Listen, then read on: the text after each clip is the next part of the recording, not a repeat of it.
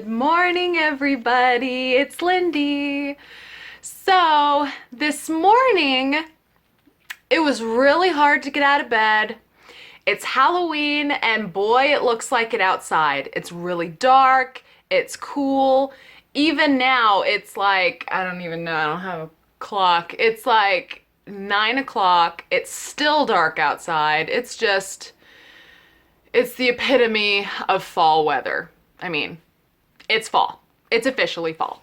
That it's a Monday makes it even worse because Mondays already suck, don't they? The weekend's over. It's back to reality. I mean, I guess for resellers it never stops, but on Mondays kids go back to school, you have to get up earlier. It's just I decided that I'm going to start doing some video segments every Monday morning, and I'm going to call it Motivation Monday. Original. I know. The whole purpose of it is so that we can get motivated to actually do things throughout the week. And we're not just going to have the same pep talk. It's going to be different every time. At least I'm going to try to make it different every time. And this isn't just for you. It's for me too, because I need to be motivated a lot. I am a very lazy person at heart, and I tend to make a lot of excuses. That's why this Motivation Monday, our first one, I want to talk about excuses and why you have no excuse not to try this whole reselling thing that everybody's talking about. I have every single excuse that somebody can think of why I shouldn't be successful at this whole eBay thing. But guess what? I still am. Okay? I don't have a Goodwill outlet near me. I wish I did, but I don't. Most of the resellers that you hear from, or most of the resellers that are full-time, have either one or more Goodwill outlets near, like, a close driving distance from them. If you don't know what a Goodwill outlet is, it is a pay-by-the-pound clearance warehouse. It's basically where Goodwill sends all of their unsold merchandise or merchandise that they can't sort through. And then you basically pick through bins and you pay by the pound. I've heard lots of things about them. They make it possible to turn crazy good profits because you end up paying less than $1 for most pieces.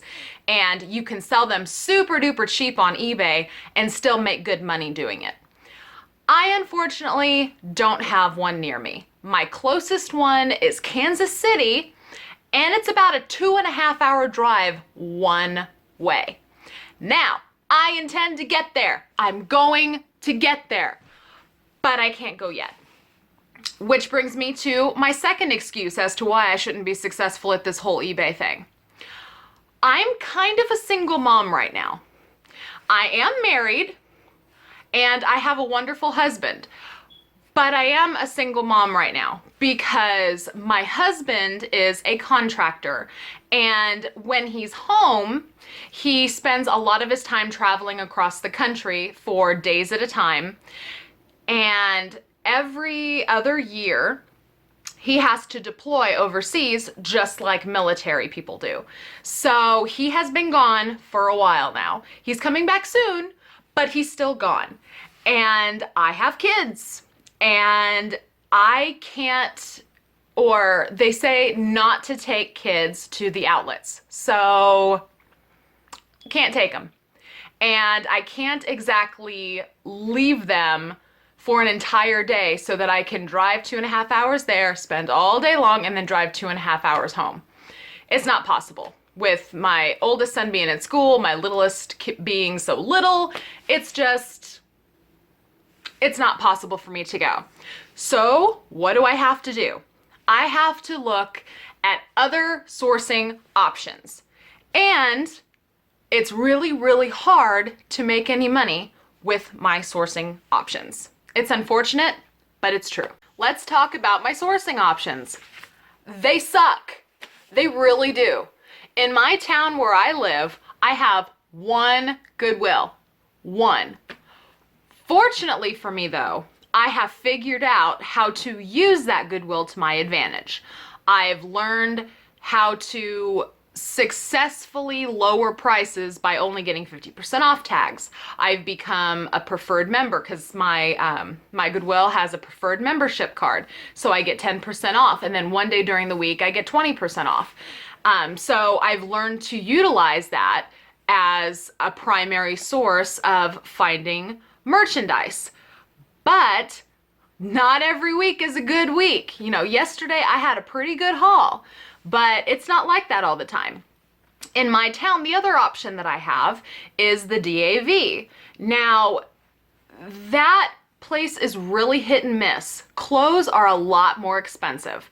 I have come to find out that for my area, I really can't pay more than $2 for a piece of clothing and expect to make any money. And when I pay $2 for a piece of clothing, I barely double my money depending on what I buy. So I have to be really, really careful. At the DAV, the clothing prices are a lot higher.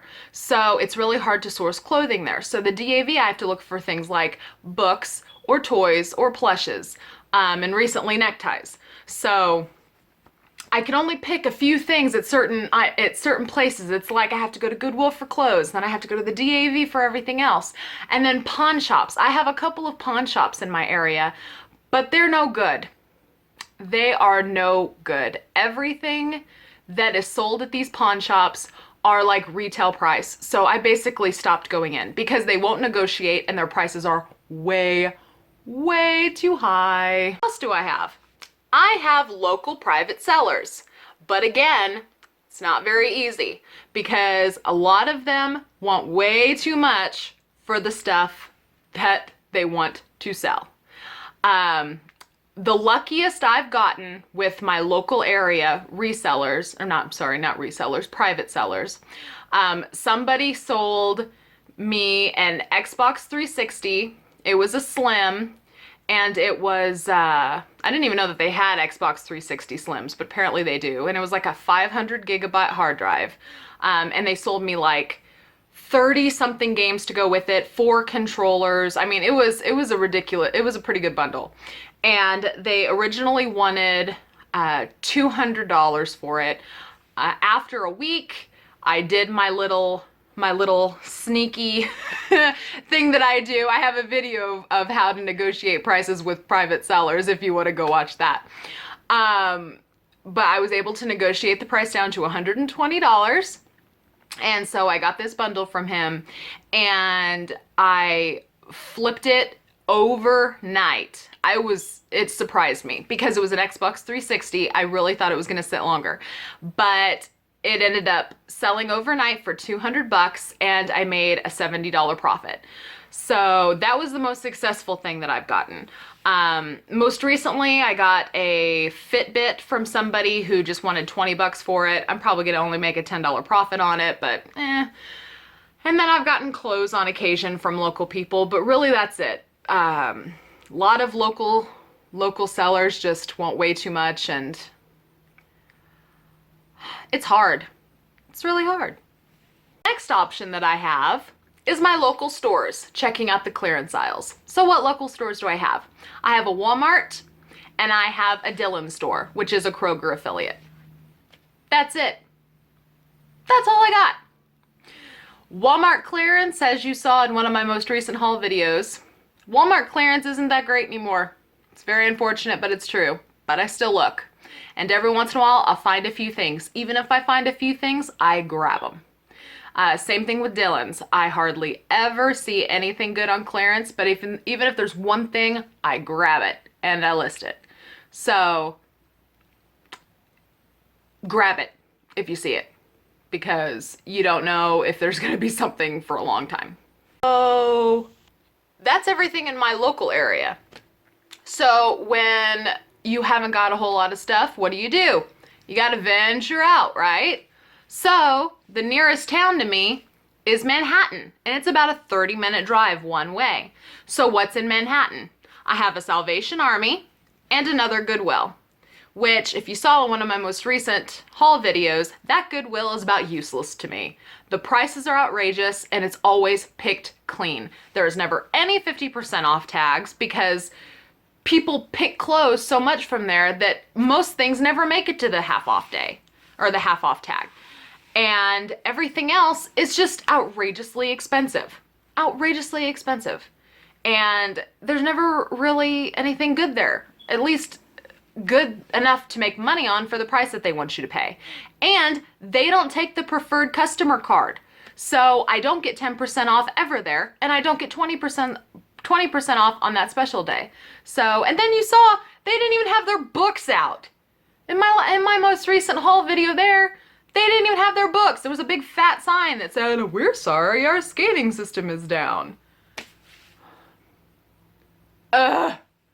And then Salvation Army is fine, but I don't get there all the time just because it is so far out of the way and it takes a lot of time going, and because of the kids, they don't allow me a whole lot of time for sourcing. And then beyond that, I mean, there's a mall that I never really go to, and then there's another Walmart. We know how Walmart is, and there's a Target that I go to occasionally, but I never find anything clearance at Target. It's so spotty. There's like never anything there. So I almost never source at Target ever. It's sad. Because I'm limited, does it make it harder? Hell yeah, it makes it harder. It's hard. It's super hard.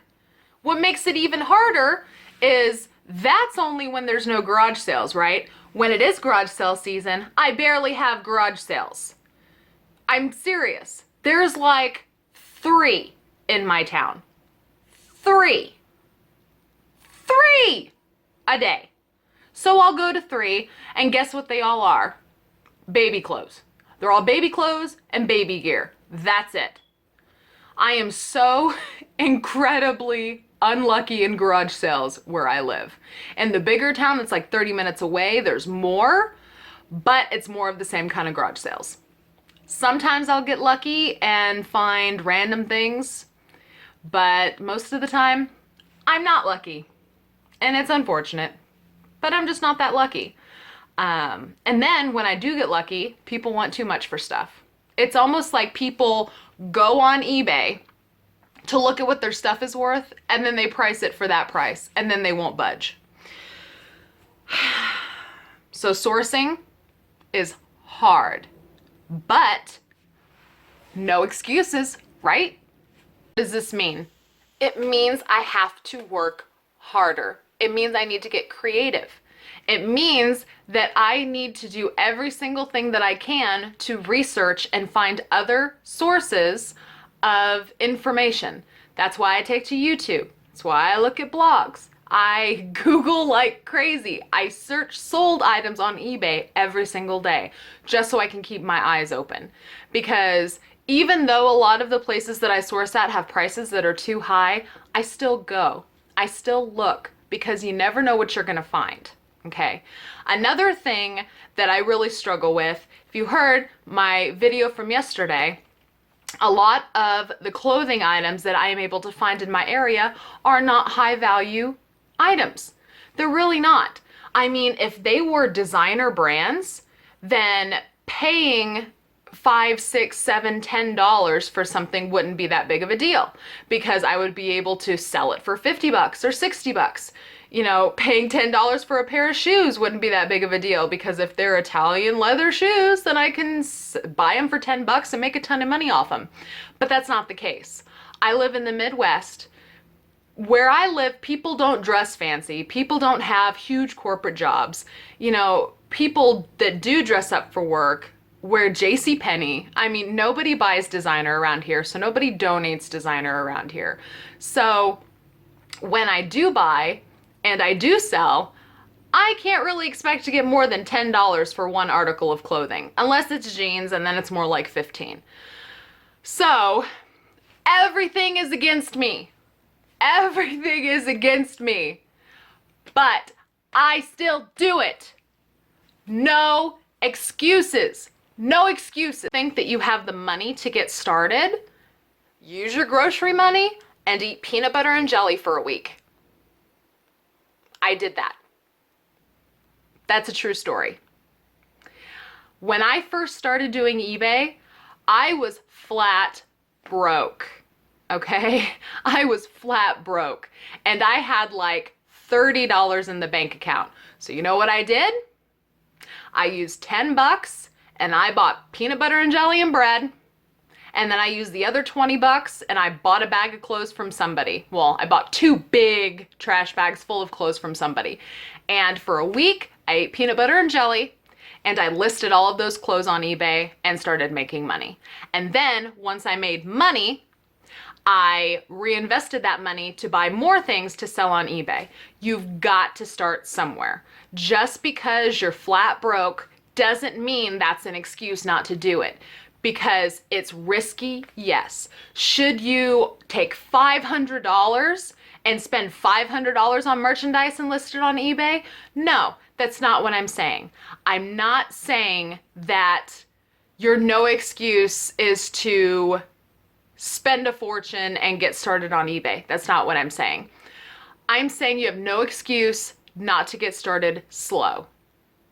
That's what I did. That's what most people do. You know, it's rare that somebody will just up and quit their job and invest thousands of dollars into something like this. Everybody's got to start somewhere. And there's no excuse not to start because eBay has made it so incredibly easy now. When I first started eBay over a decade ago, it was not easy. There was no mobile apps. Everything was on the computer. You had to take pictures with a camera. You had to load the pictures. You had to edit the pictures. You had to upload your listing to eBay. You had to, as soon as it sold, you had to package it. And then you had to go to the post office and you had to pay for it. It was a lot of work. It was a lot of work in the beginning. But now eBay and the United States Postal Service have taken all of our excuses away. They really have. eBay gives you free insertion fees, okay? They give you the opportunity to purchase a store subscription, and then they give you another opportunity to save money by becoming a top-rated seller. If you become a top-rated seller, you get more discounts. You get less money paid for insertion fees. You get more free listings. You get a bigger discount on final value fees. You know, the United States Postal Service will pick up packages at your house. You don't even have to go to the post office anymore. They will even mail you items to package your items for you. Yeah, they'll mail you packages to package your items. And then eBay gives you a discount to print your shipping labels through their website. They've taken all of the hard stuff out of it now. So now, as opposed to then, there's really no excuse. If you are afraid, I totally understand. I totally understand. I have been in the position where money was scarce and I was really afraid to take the plunge and put money into something that I didn't know if I was going to get the money back or not. But like I said already, you don't have to start big. And it might be intimidating, never having sold anything before. How do I know I'm listing something right? How do I know if I'm selling something that somebody wants? How do I know what I'm doing is the right thing? Just start with 1 or 2 things. Just start with 1 or 2 things. Don't even go buy anything. Find something in your closet that you want to sell. Hang it up on a hanger. You don't have to have a fancy background. You don't have to have a fancy camera. Hang it on a hanger. Snap a picture of it on your phone. List it through the mobile app. You'll have 1 item up. Done. And if it sells, and then you're like, oh my God, it sells. What do I do? Okay, well, if you have access to a printer, all you have to do is print a shipping label through eBay and stick that sucker in an envelope and send it off. That's all you gotta do. And I promise you, after you sell that first thing, it's all downhill from there. About everybody else that has been selling for a while. And you just don't really think that you can get any bigger than you are, or you don't think that you can make any more money than you're already making. Not a good excuse. Not a good excuse. I already listed off all the excuses that I have, but you know what? I'm still growing. I started with only 25 listings a month. That's all I was doing. And I started to grow. I went to 100. Then I went to 200. Then I went to 400. Then I went to 500. I keep growing. But have my sourcing options changed? No. My sourcing options still suck. They do. They haven't changed. They're the exact same sourcing options. But what did change? My motivation to get it done. A willingness to research and find out what's popular and find out what I can get in my area. Again, the easiest way to do that is to do a sold search within a 20-mile radius from you. If you do a sold search within a 20-mile radius, you will see what people near you are selling. And if they are selling that stuff, that means that you have access to it too. That is how I learned a lot of new brands that I'd never bought before. It's how I learned a lot of new merchandise that I didn't know that I could sell. Do those sold searches. Do your research. Watch more YouTube videos. Do Google searches. I have learned so much from resellers like me. It's amazing. There is a plethora of knowledge out there. Really, there is no excuse not to start doing this business or to grow this business. Because if you're not using it as a primary source of income now, you definitely could be in the future, but you just have to work up to it. And everybody has to start somewhere, right? You wanna know what's something I started doing? I go to Walmart every week, right? Just to do regular grocery shopping. Every single time I go to Walmart, this is how I've grown. Every single time I go to Walmart, I look up and down the aisles and I look for one thing. And I do a sold search for it. One thing. And I will just walk up and down the aisle and I'll look and I'll go, caramel flavored bugles. I wonder if those sell on eBay. And I'll do a quick sold search on my phone. I just pick one item whenever I go, just one. And I'll see if it's selling. And guess what? If it's selling and I do quick math in my head and I see that, one bag is $2. I could make a $2 profit. That's double my money. I'll grab a bag and list it just to see if I can sell it. And if I can sell it, I'll go back and get more and then I'll list it again. I do that every single week. Every single week. Just when I'm grocery shopping. And doing that one little thing once a week has allowed me to grow my business. Now, of course, that's not the only extra thing that I do. But that's just an example of the things that I do in addition to everything else. So there's always options out there. You just gotta look for them. So no excuses, guys. It's Monday morning. If you wanna grow your business, grow your business. If your sourcing options are limited, if you don't have an outlet near you, find what you can work with. You have to work with what you have access to. If you only have $10 sellable items, then buy $10 sellable items. If you're able to buy designer stuff, go buy designer stuff. If you don't know what kind of designer stuff to buy, research it. You know, if you want to buy toys, do research. It's all about research. You can only really sell and make a good profit on what you know about. And nobody knows everything. That's why we all do research, right? So happy Monday, everybody. Get out there and make some money. Grow your business. If you haven't started yet, consider listing an item today. Just one. Just pick something and list it. And, you know, take the plunge. Dive into it. Start your journey because there is money to be made and you can do it. We can all do it. And we can do really good things with it. So thank you everybody for watching. If you haven't subscribed yet, please do subscribe and give me a thumbs up. And I will see you guys in my next video. Happy selling.